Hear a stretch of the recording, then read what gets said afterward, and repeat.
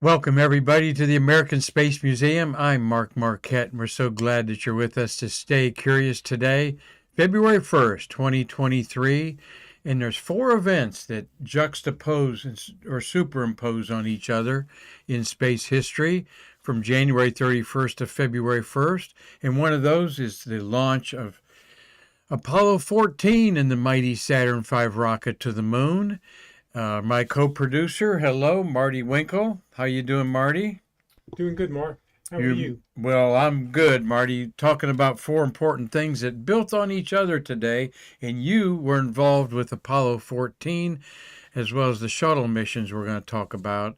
But Marty was a lead electrical engineer on the Grumman's lunar module, which is in that up there at the top. They call it the slaw, is inside of there and would land on the moon February 5th with America's first astronaut, Alan Shepard, who only had 15 minutes of space flight before this one, and Edgar Mitchell, a rookie. Stu Rosa, also a rookie, was orbiting the moon during Apollo 14, and we're going to have a program about that on Fridays. Stay curious.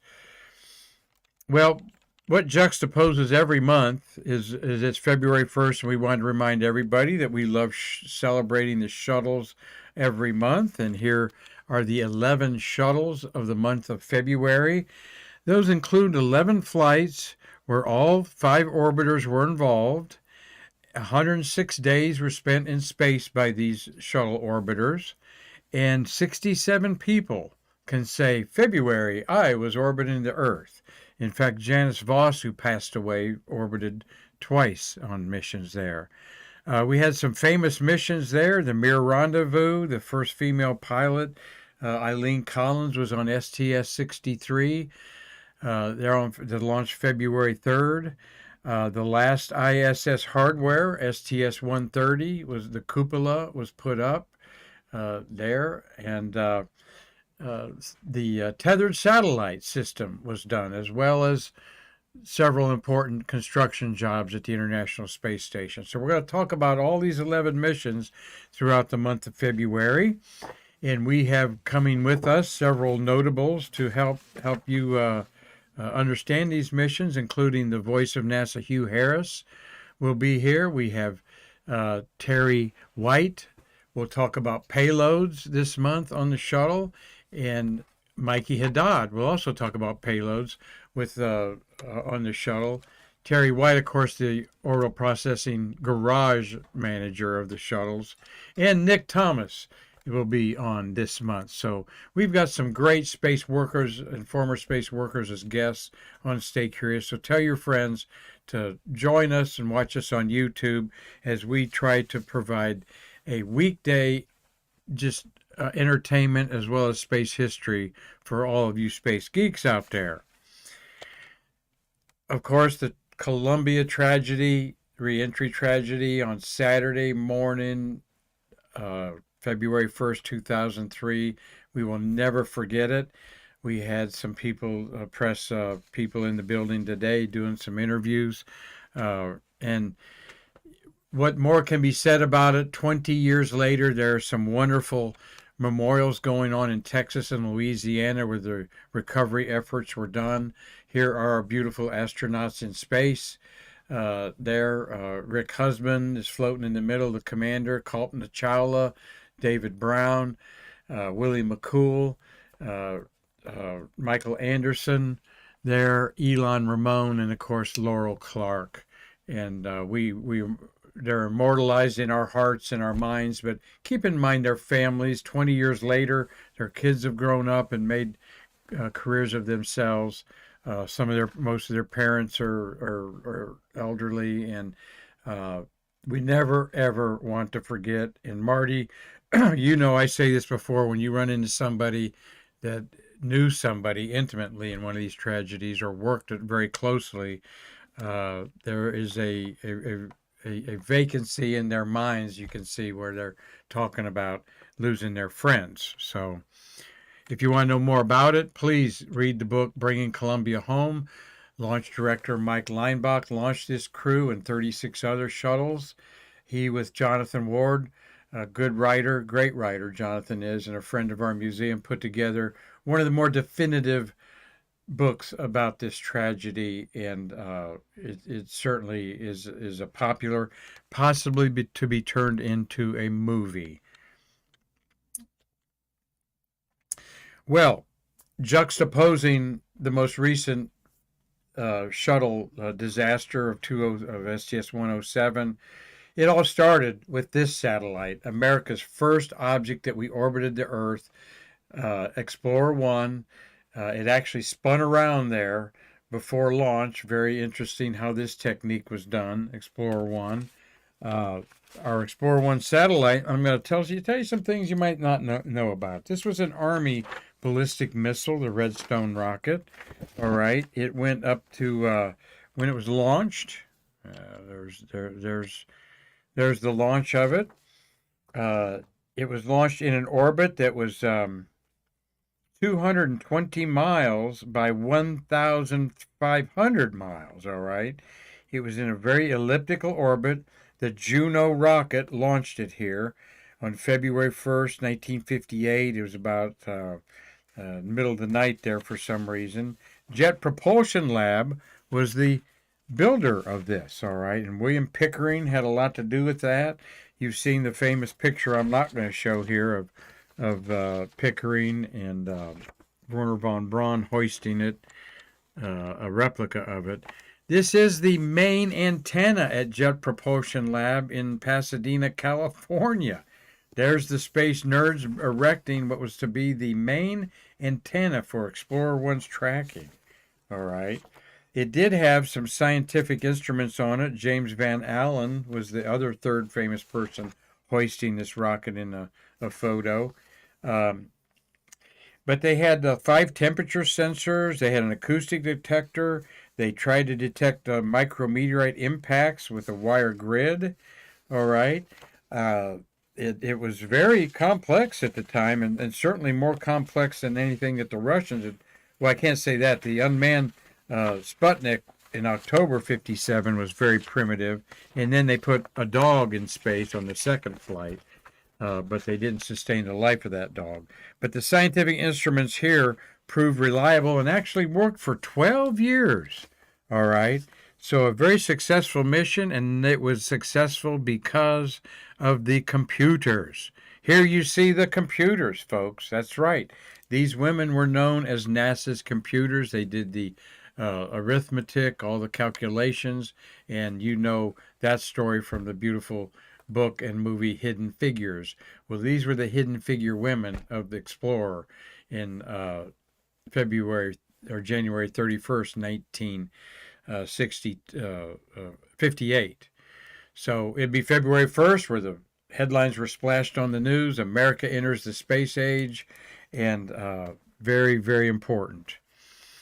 Well, one of the other important steps to take in space is, of course, can we survive in space? Or we wouldn't have sent Apollo 14 on the way to the moon if we didn't know that we could survive in space.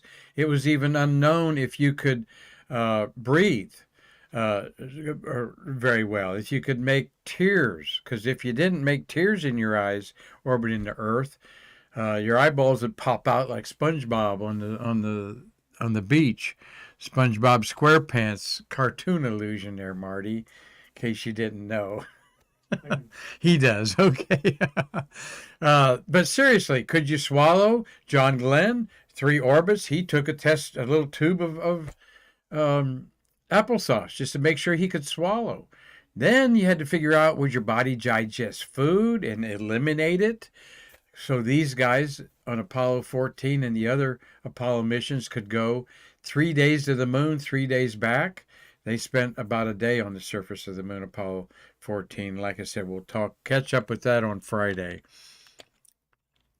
Well, part of learning that we could live in space was this beautiful primate, Ham, the chimpanzee. There's Ham looking at the gear that he was going to wear in space. That is his little spaceship capsule right there that they put inside of the Mercury capsule. There is the telemetry on a blanket in front of the technician there. Marty, I love looking at these old pictures, and you know, nobody wore tennis shoes back in 1960 when this photograph was taken. This guy's got penny loafers on there. It was kind of weird to wear tennis shoes outside of a basketball court or tennis court or something. But Ham's certainly become famous. His 15 minutes of fame suborbital flight was exactly what Alan Shepard was going to do on February 5th, a year later. All right, we took a long time between these two missions to figure things out would be okay. But that is and they have this container out at Cape Canaveral Space Force. I've seen it many times, and one day I'll throw my own picture in here. It couldn't be claustrophobic there, little Ham the Chimp. Ham was the acronym for Holloman Air. HAM was Holloman Aerospace Management or something. It was a facility where they trained these monkeys. But they also lived with the Mercury astronauts at Hangar S for just a little bit out there. But there's the launch of Ham on a Redstone rocket. The little guy's inside that, Pad 26, I believe, and it was a safe suborbital flight outside of the Bahamas. And this is a rare picture. You don't very much see this. That seaman must not have wanted the fame of his face being shown, or he was distracted to turn his head there. But there's Ham looking good, healthy after a suborbital flight. And one of the famous pictures of the space age, Ham holding the paper of February 1st, Space Chimp lives, paves way for flight for man. And we can't underestimate how important this was, that we learned this, and that this little guy was okay, withstanding the G's of a launch and so forth. So much unknown that we take for granted today. Well, and of course, we say about juxtaposing space history on this today.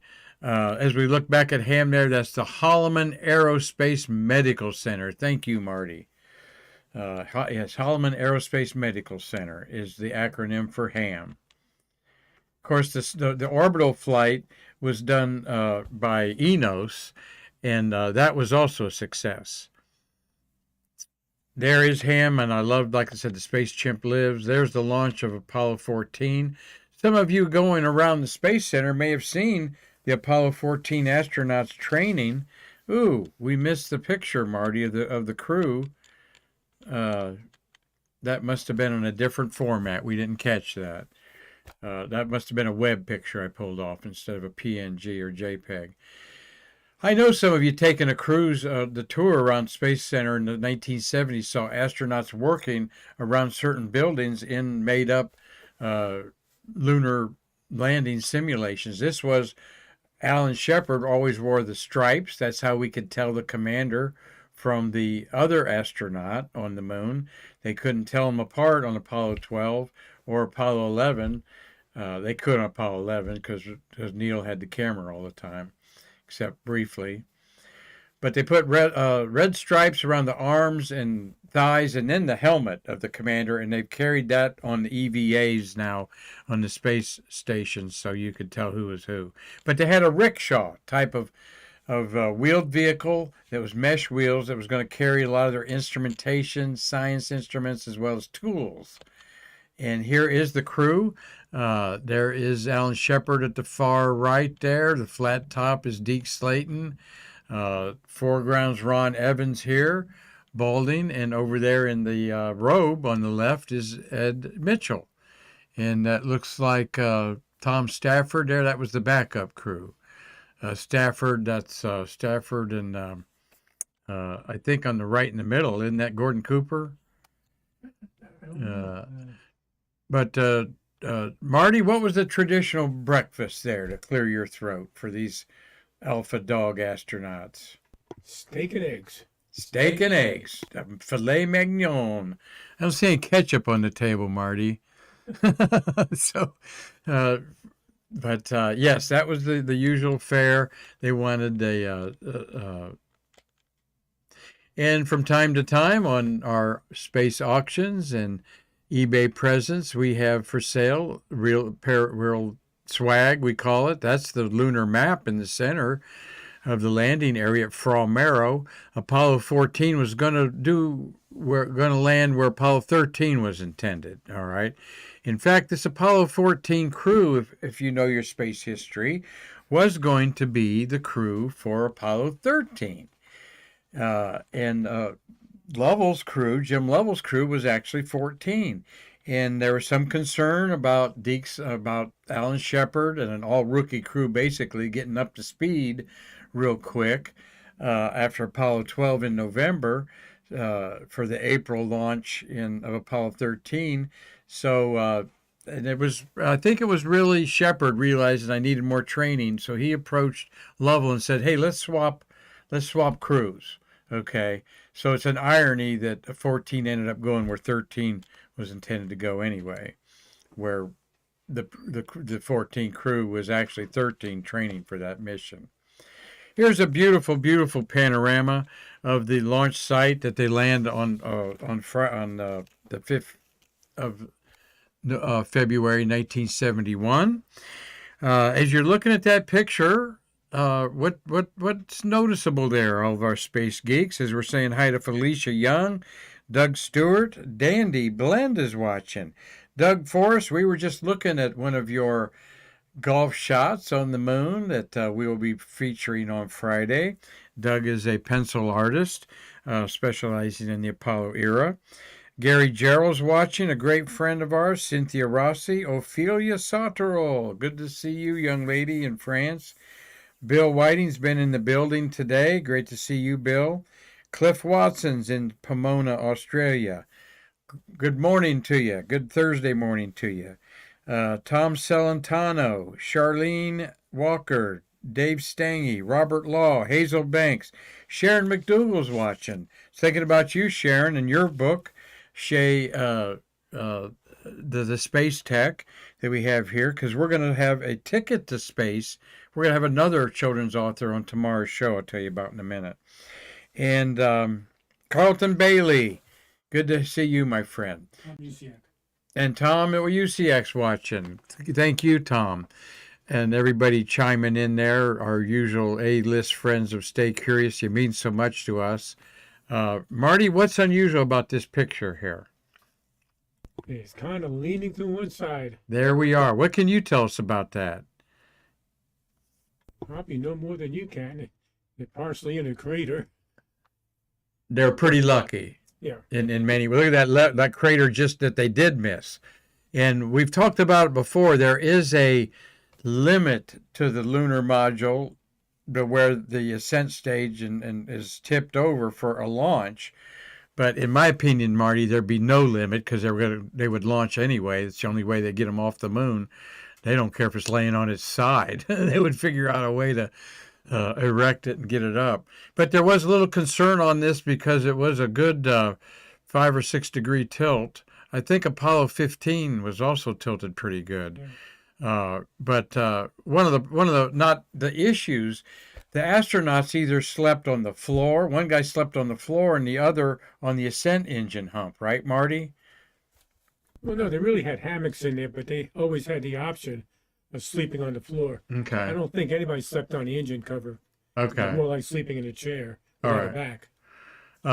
But you'd be tilted when you were sleeping still. It'd be uncomfortable. You wouldn't be level and your feet would be up or your head up and that would probably be weird. But they were on the moon just for a little under 2 days, and I'm sure sleep was the last thing on their minds on there. But have both astronauts in this picture.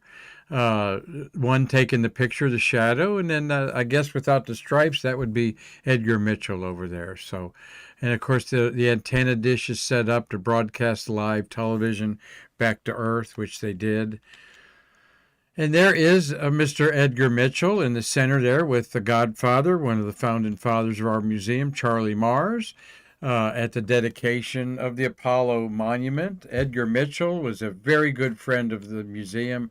Our executive director, Karen Conklin, talks a lot about how he would just come to the museum during this period of time, hang out in the office, and just was a jovial, happy guy.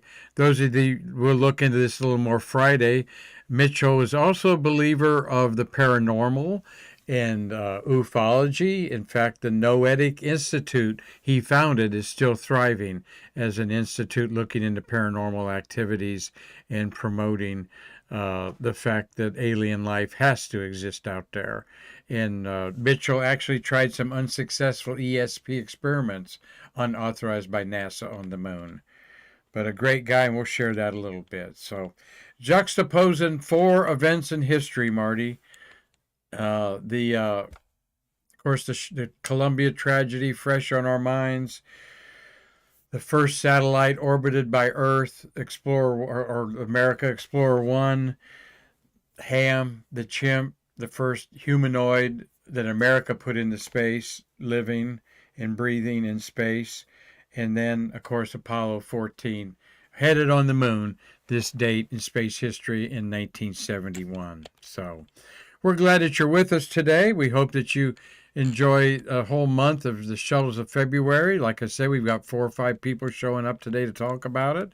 And tomorrow we're going to talk about this book, okay, from Adrienne Rominger.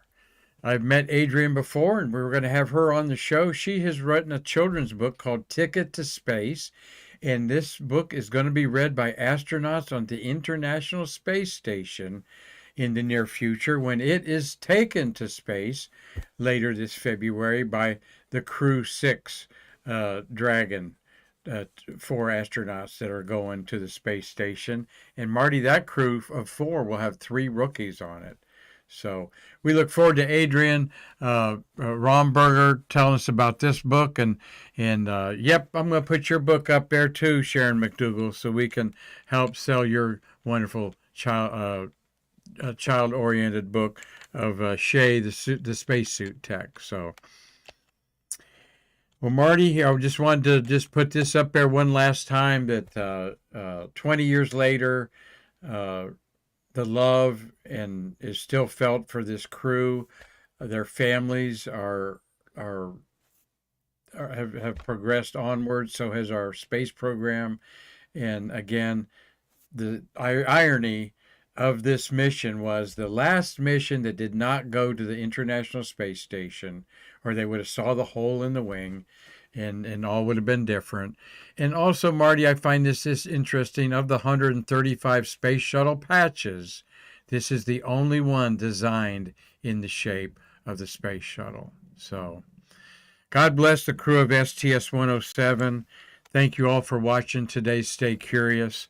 Hope to see you tomorrow and to bridge the space between us.